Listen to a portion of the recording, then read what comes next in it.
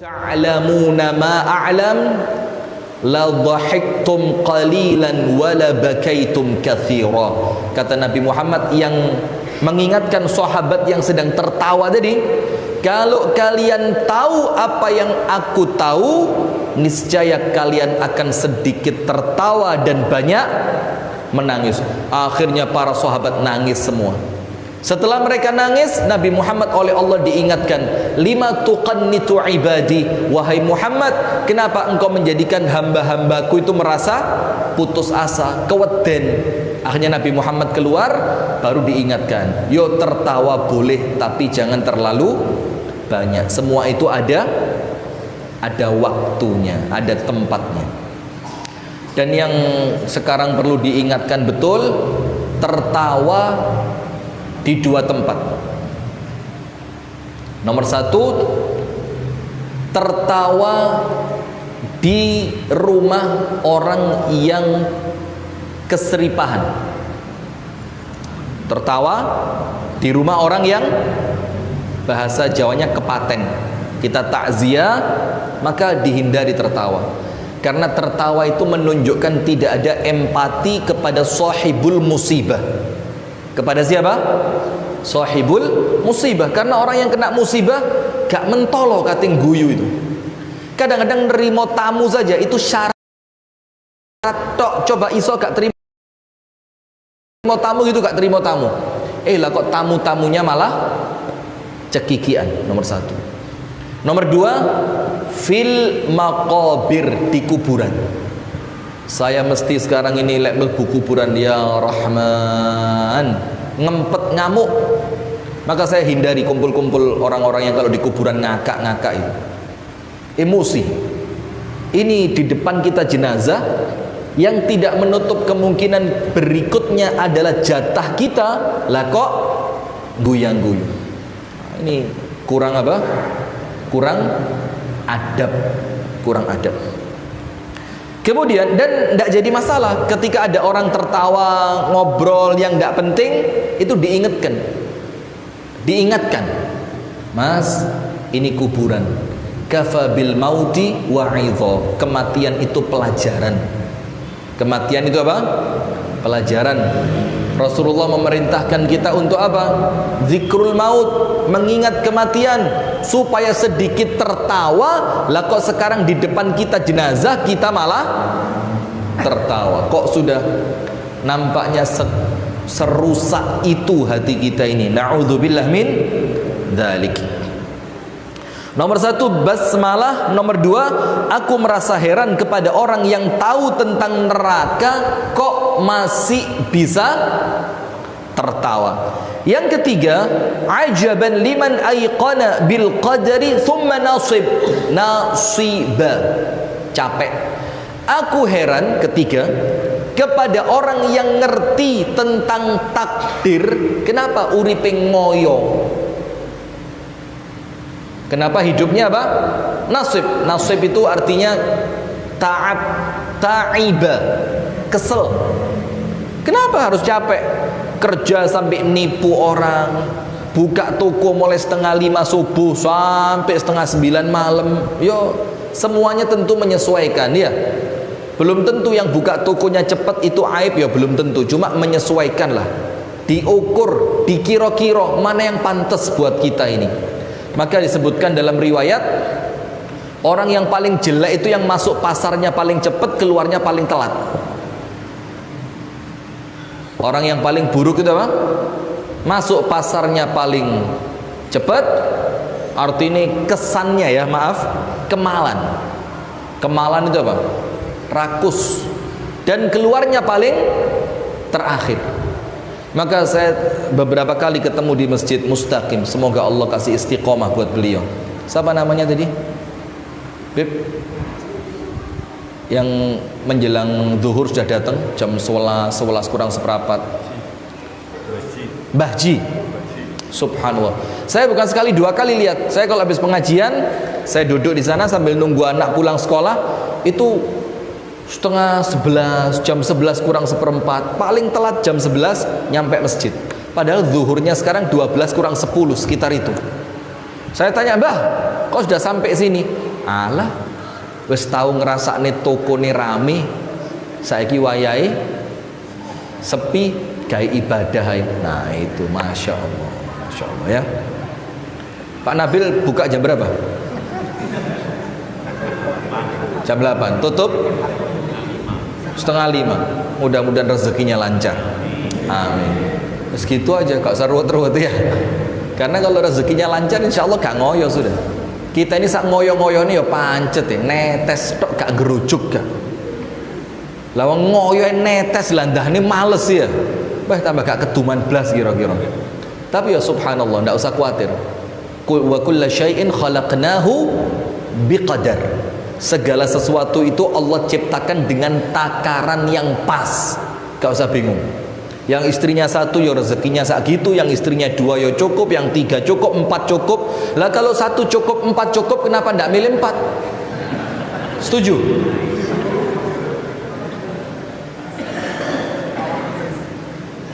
Ibu-ibu setuju? Kenapa? TikTok setuju? Insya Allah kalau TikTok mah aman, aturannya gampang, tatanannya penak TikTok ini. Setuju dong. Yang ketiga, aku merasa heran kepada orang yang telah mengerti takdir. Maksudnya mengerti takdir apa? Ngerti, mulai lahir procot sampai meninggal sudah tertulis apa yang akan terjadi. Dan itu kalau ngomong jujur Pak, gak akan berubah. Cuma kan kadang-kadang kita ini kepingin orang optimis. Oh bisa berubah, jangan takut. Doa bisa merubah. Kalau ngomong jujur, takdir ya takdir sudah. Karena takdir itu intinya 2. Panjenengan tulis. Takdir intinya berapa? 2. TikTok tulis. Takdir itu intinya 2. Nomor 1, mensyukuri kalau baik dan sabar ketika buruk. Itu tok. Jadi takdir itu ujian. Lek dapat lap, kenapa pakai lek ya? Kalau dapat yang baik, ujiannya sabar. Ujiannya syukur. Kalau dapat yang sesuatu kita anggap tidak baik, ujiannya apa? Sabar. Itu tok. Itu nomor 1. Itu intinya takdir. Sehingga takdir apapun yang melewati hidup kita jadi pahala. Sampai Nabi Muhammad mengatakan, ajaban li amril mu'min, inna amrahu kullahu lahu khair. Aku ini merasa takjub, kata Nabi Muhammad, kepada orang beriman. Semua urusannya pasti baik.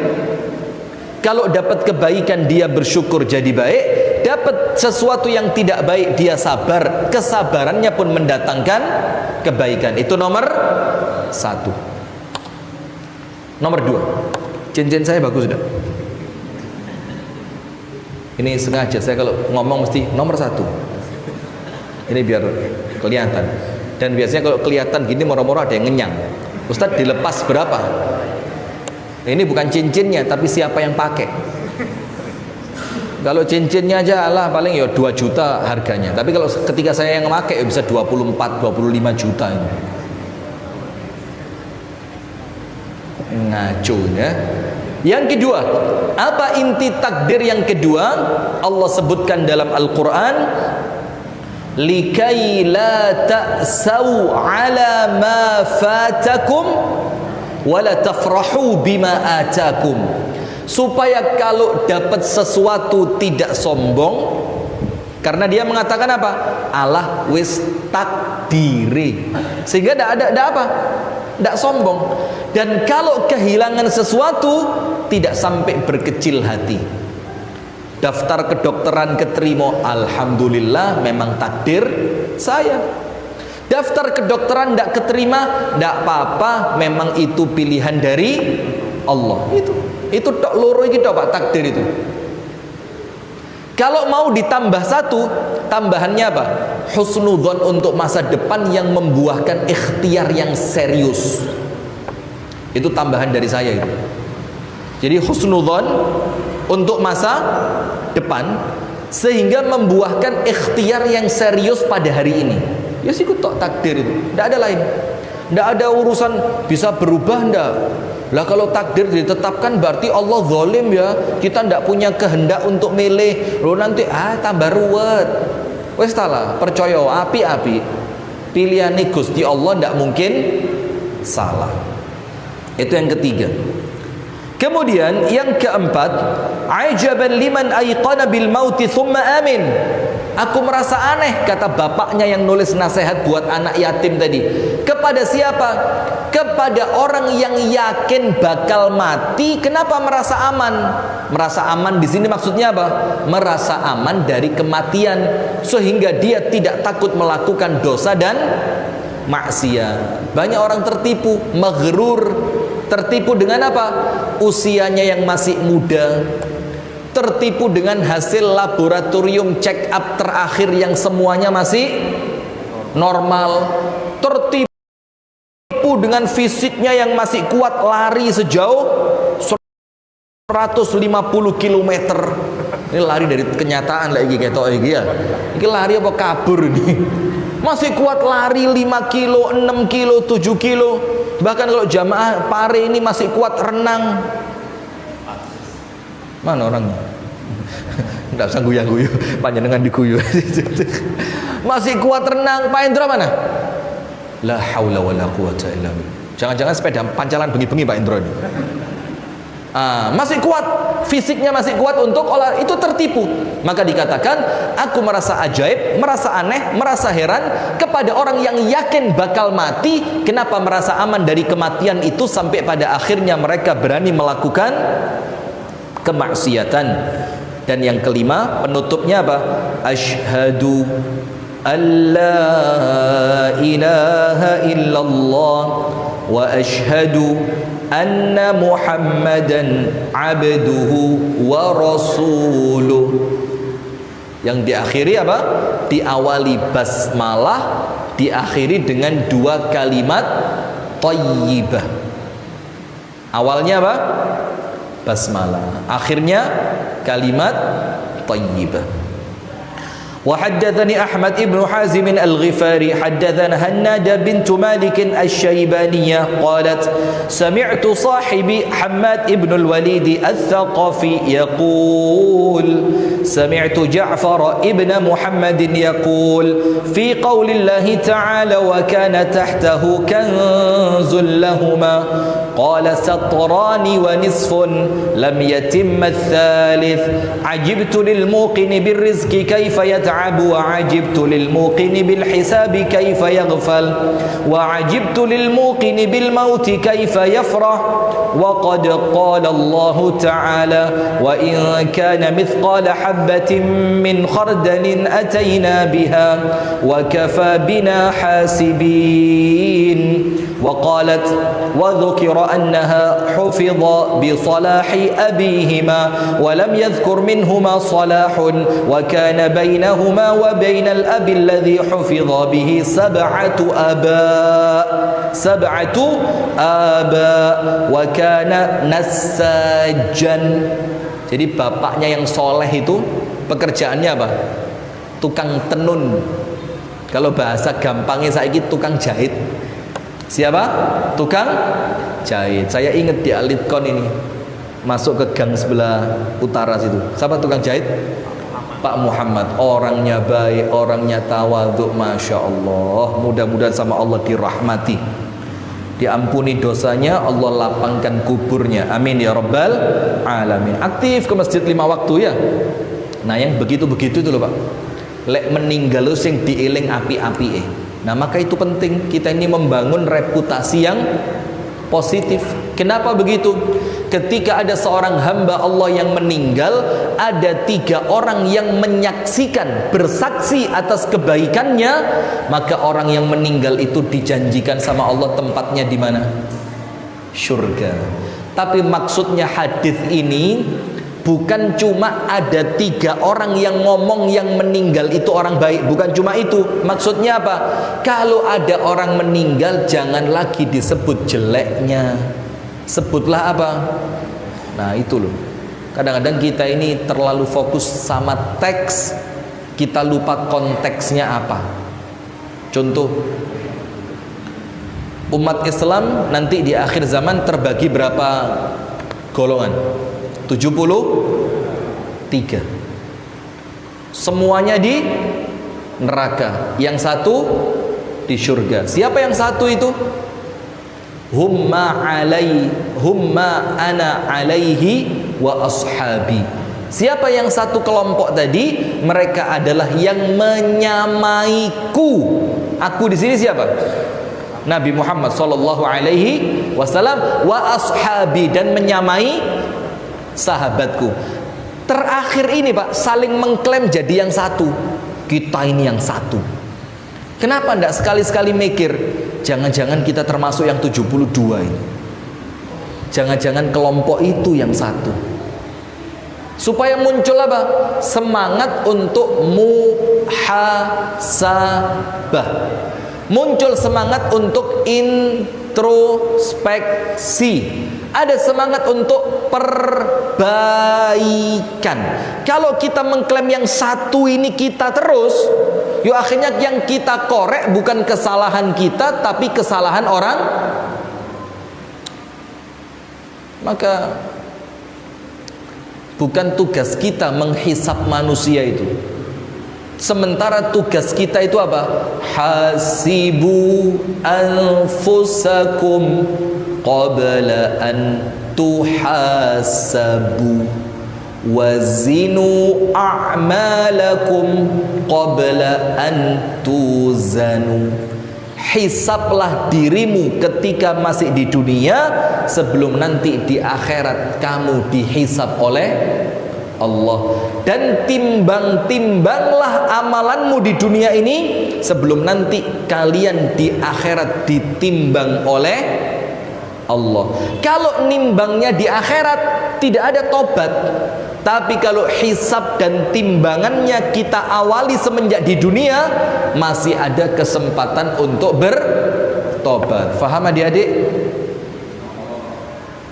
Banter heran, Masya Allah. Panjenengan dipanggil adik kok semangat. Padahal usia sudah berapa? 70 berapa? 78. Masya Allah. Usia berapa sekarang? Ala tenane. Masuk 50. Iya. Kelihatan kayak 37. Masih boleh nikah lagi, masih aman sih ya. Astagfirullah, astagfirullah. Sip, lanjut.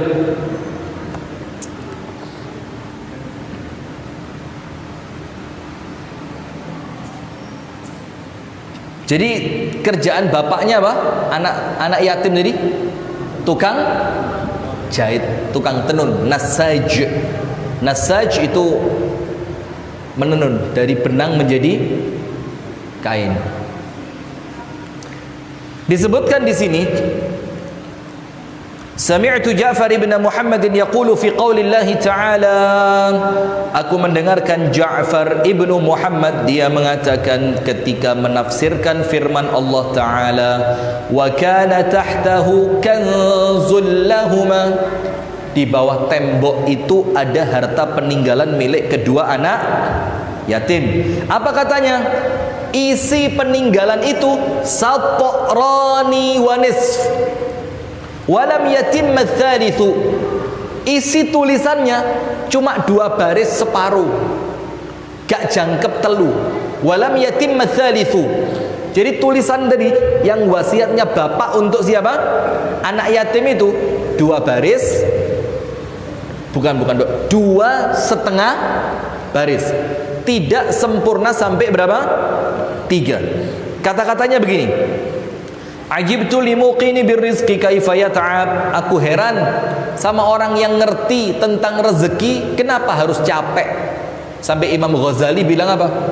Dalam kitab Minhajul Abidin, Imam Ghazali bilang, sregepmu gak nambahi rezeki, malesmu gak ngelongi rezeki.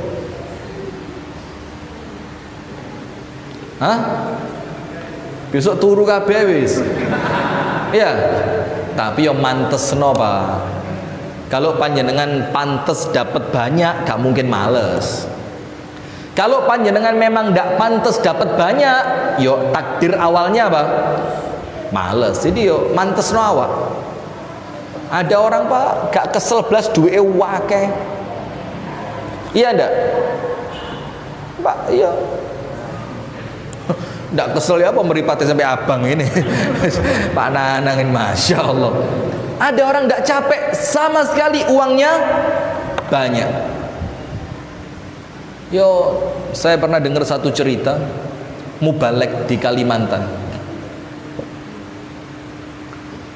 Soro uripe, susah hidupnya. Bahkan sebulan itu katanya dia cuma dapat bayaran dari ngajar saulan mek 300.000. Bayangin. Dia mikir kapan sugih lek ngene. Qadarullah, tanah yang dia punya, saya lupa ceritanya, percisnya ya apa, cuma salah satu di antara dua ini. Entah kena proyek tol sampai seketika dapat duit 3M, atau kalau tidak salah seingat saya ada batu baranya, sehingga tanah milik dia itu dihargai berapa? 3M. Katanya dia, saiki gak usah ngajar ya rapopo jare.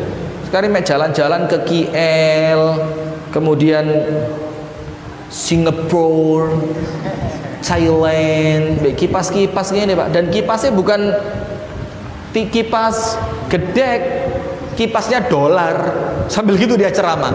Tapi itu bukan sombong, tapi apa ya, sekedar guyon saja. Nah sama, maka tolonglah teman-teman medsos ini, kalau ada konteksnya guyon jangan diambil serius.